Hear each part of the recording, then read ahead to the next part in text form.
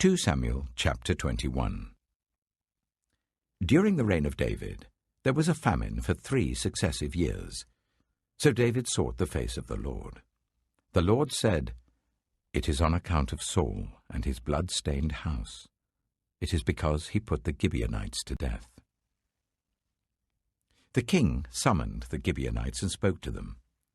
Now the Gibeonites were not a part of Israel, but were survivors of the Amorites. The Israelites had sworn to spare them, but Saul, in his zeal for Israel and Judah, had tried to annihilate them. David asked the Gibeonites, "What shall I do for you? How shall I make atonement so that you will bless the Lord's inheritance?" The Gibeonites answered him, "We have no right to demand silver or gold from Saul or his family, nor do we have the right to put anyone in Israel to death." "What do you want me to do for you?" David asked. They answered the king, "As for the man who destroyed us and plotted against us, so that we have been decimated and have no place anywhere in Israel, let 7 of his male descendants be given to us to be killed, and their bodies exposed before the Lord at Gibeah of Saul, the Lord's chosen one." So the king said, "I will give them to you." The king spared Mephibosheth, son of Jonathan, the son of Saul, because of the oath before the Lord between David and Jonathan, son of Saul.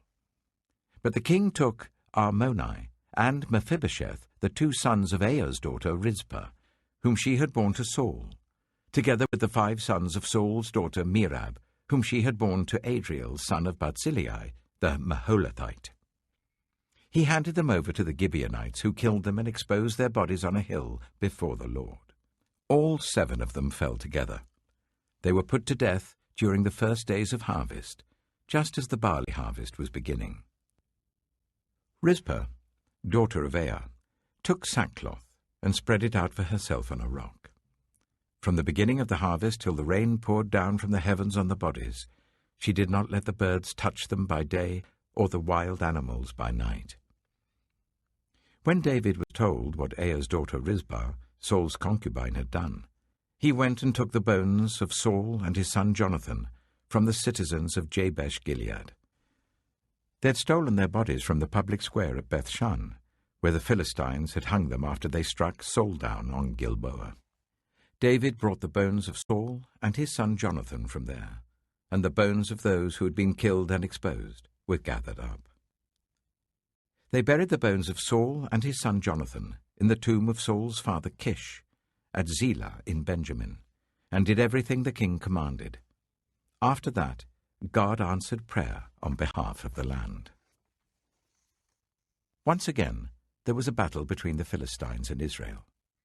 David went down with his men to fight against the Philistines, and he became exhausted. And Ishbi-Benob, one of the descendants of Rapha, whose bronze spearhead weighed 300 shekels, and who was armed with a new sword, said he would kill David. But Abishai, son of Zeruiah, came to David's rescue. He struck the Philistine down and killed him. Then David's men swore to him, saying, "Never again will you go out with us in battle, so that the lamp of Israel will not be extinguished." In the course of time, there was another battle with the Philistines at Gob. At that time, Sibbecai, the Hushathite, killed Saph, one of the descendants of Rapha. In another battle with the Philistines at Gob, Elhanan, son of Jair, the Bethlehemite, killed the brother of Goliath, the Gittite, who had a spear with a shaft like a weaver's rod. In still another battle which took place at Gath, there was a huge man with 6 fingers on each hand and 6 toes on each foot, 24 in all. He also was descended from Rapha. When he taunted Israel, Jonathan, son of Shimeah, David's brother, killed him. There were 4 descendants of Rapha in Gath, and they fell at the hands of David and his men.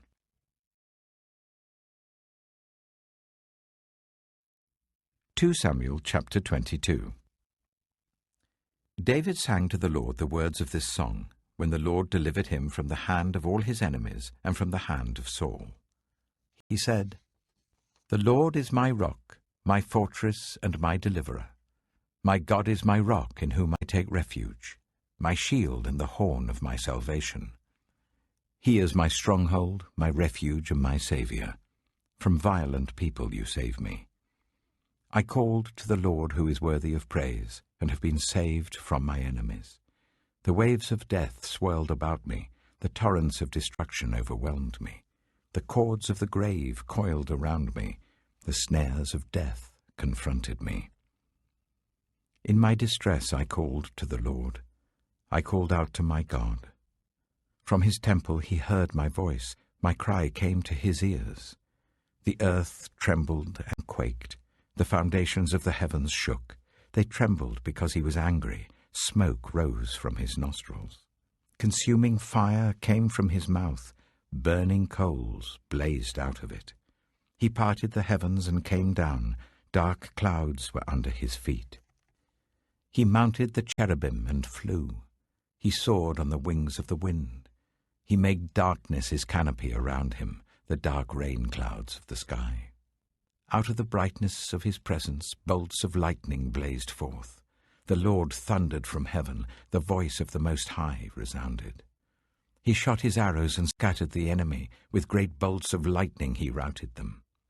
The valleys of the sea were exposed, and the foundations of the earth laid bare at the rebuke of the Lord, at the blast of breath from his nostrils. He reached down from on high and took hold of me. He drew me out of deep waters. He rescued me from my powerful enemy, from my foes who were too strong for me. They confronted me in the day of my disaster, but the Lord was my support. He brought me out into a spacious place. He rescued me because he delighted in me. The Lord has dealt with me according to my righteousness. According to the cleanness of my hands he has rewarded me. For I have kept the ways of the Lord. I am not guilty of turning from my God. All his laws are before me. I have not turned away from his decrees. I have been blameless before him and have kept myself from sin. The Lord has rewarded me according to my righteousness, according to my cleanness in his sight. To the faithful, you show yourself faithful. To the blameless, you show yourself blameless. To the pure, you show yourself pure. But to the devious, you show yourself shrewd. You save the humble, but your eyes are on the haughty to bring them low. You, Lord, are my lamp. The Lord turns my darkness into light. With your help I can advance against a troop. With my God I can scale a wall. As for God, his way is perfect. The Lord's word is flawless. He shields all who take refuge in him. For who is God besides the Lord? And who is the rock except our God? It is God who arms me with strength and keeps my way secure. He makes my feet like the feet of a deer. He causes me to stand on the heights. He trains my hands for battle. My arms can bend a bow of bronze. You make your saving help my shield. Your help has made me great. You provide a broad path for my feet, so that my ankles do not give way. I pursued my enemies and crushed them. I did not turn back till they were destroyed. I crushed them completely, and they could not rise. They fell beneath my feet. You armed me with strength for battle. You humbled my adversaries before me. You made my enemies turn their backs in flight, and I destroyed my foes. They cried for help, but there was no one to save them. To the Lord, but he did not answer. I beat them as fine as the dust of the earth. I pounded and trampled them like mud in the streets. You have delivered me from the attacks of the peoples. You have preserved me as the head of nations. People I did not know now serve me. Foreigners cower before me. As soon as they hear of me, they obey me. They all lose heart. They come trembling from their strongholds. The Lord lives. Praise be to my rock. Exalted be my God, the rock, my Saviour. He is the God who avenges me, who puts the nations under me, who sets me free from my enemies. You exalted me above my foes. From a violent man you rescued me. Therefore I will praise you, Lord, among the nations. I will sing the praises of your name. He gives his king great victories. He shows unfailing kindness to his anointed, to David, and his descendants forever.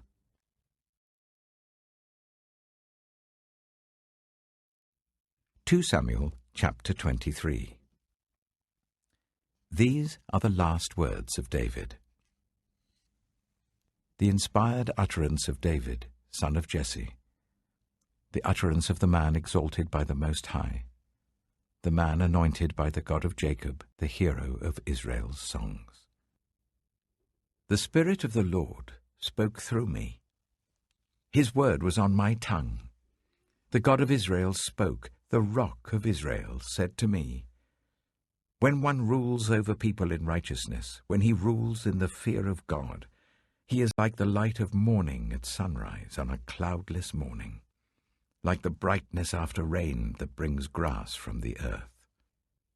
If my house were not right with God, surely he would not have made with me an everlasting covenant, arranged and secured in every part.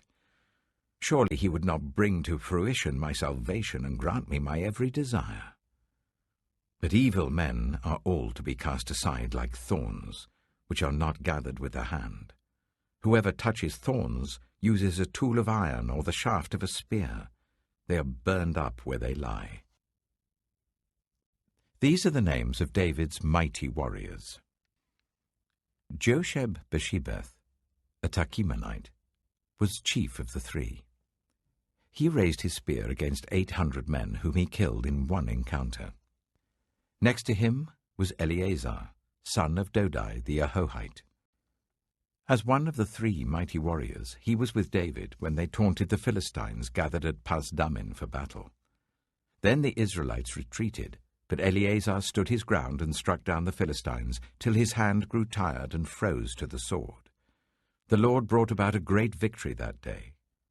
The troops returned to Eleazar, but only to strip the dead. Next to him was Shammah, son of Agi, the Hararite.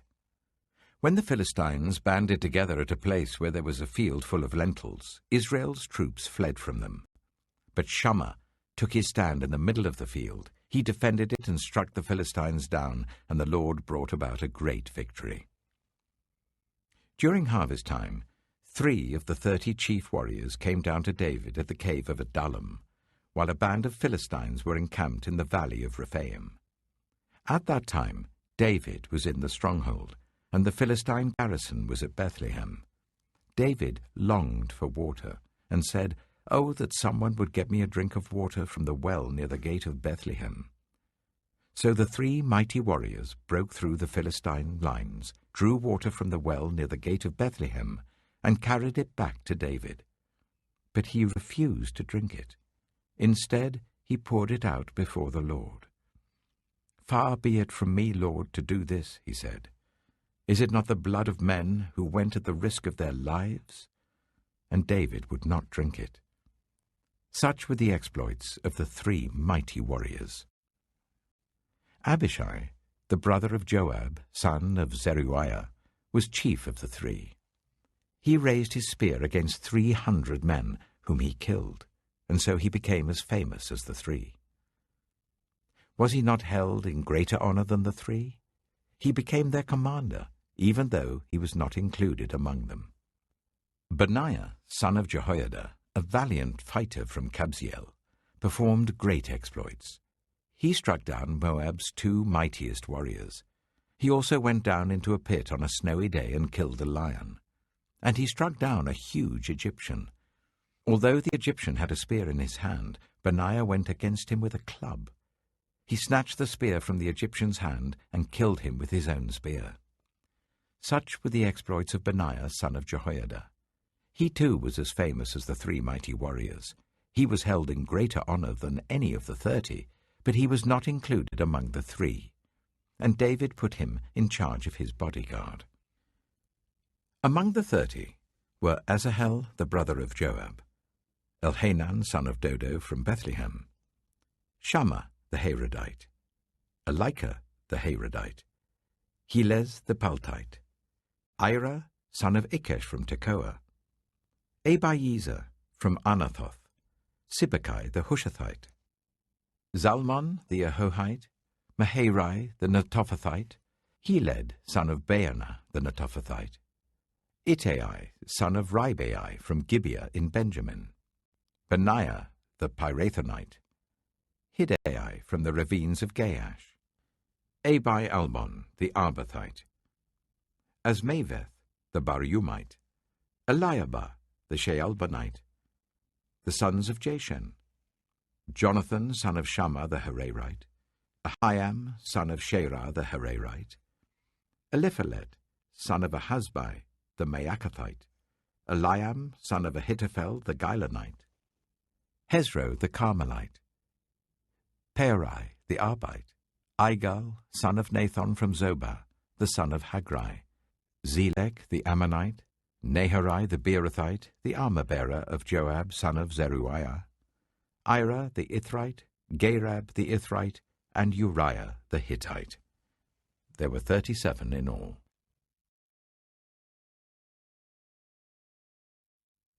John chapter 13. It was just before the Passover festival. Jesus knew that the hour had come for him to leave this world and go to the Father. Having loved his own who were in the world, he loved them to the end. The evening meal was in progress, and the devil had already prompted Judas, the son of Simon Iscariot, to betray Jesus. Jesus knew that the Father had put all things under his power, and that he had come from God and was returning to God. So he got up from the meal, took off his outer clothing, and wrapped a towel round his waist. After that, he poured water into a basin and began to wash his disciples' feet, drying them with the towel that was wrapped around him. He came to Simon Peter, who said to him, "Lord, are you going to wash my feet?" Jesus replied, "You do not realize now what I am doing, but later you will understand." "No," said Peter, "you shall never wash my feet." Jesus answered, "Unless I wash you, you have no part with me." "Then, Lord," Simon Peter replied, "not just my feet, but my hands and my head as well." Jesus answered, "Those who have had a bath need only to wash their feet. Their whole body is clean. And you are clean, though not every one of you." For he knew who was going to betray him, and that was why he said not everyone was clean.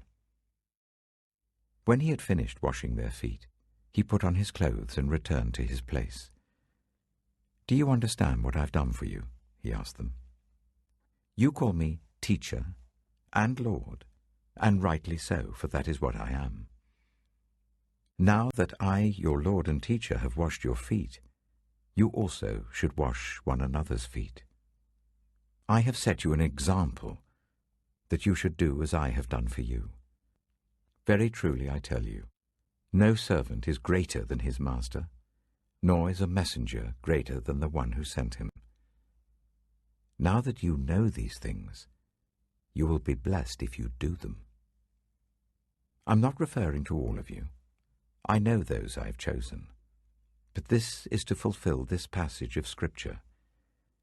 He who shared my bread has turned against me.